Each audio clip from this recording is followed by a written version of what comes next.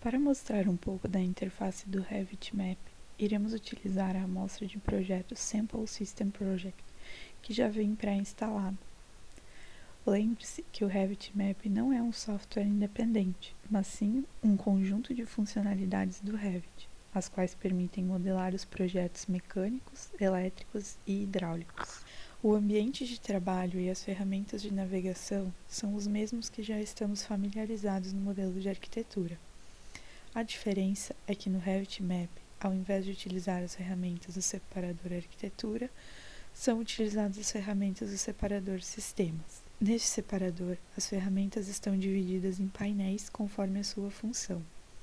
No lado esquerdo, temos as ferramentas AVAC, para inserir dutos, por exemplo. Mais para o meio, há as ferramentas de hidráulica, para inserir canos, conexões e equipamentos sanitários.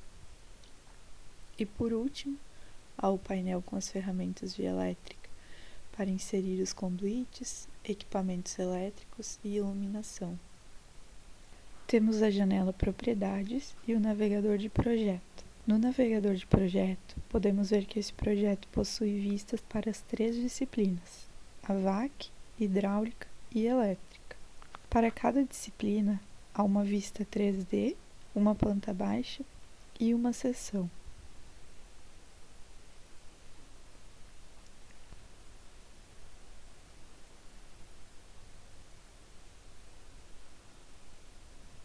Aqui temos algumas tabelas, por exemplo, esta de equipamentos elétricos,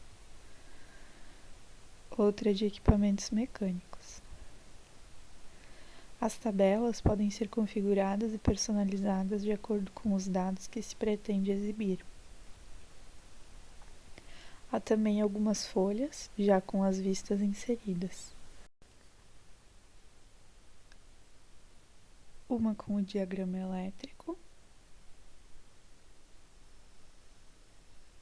outra com a planta de iluminação.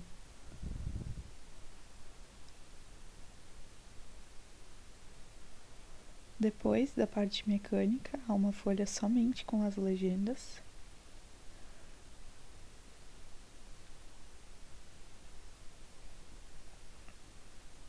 E outra com a seção dos dutos.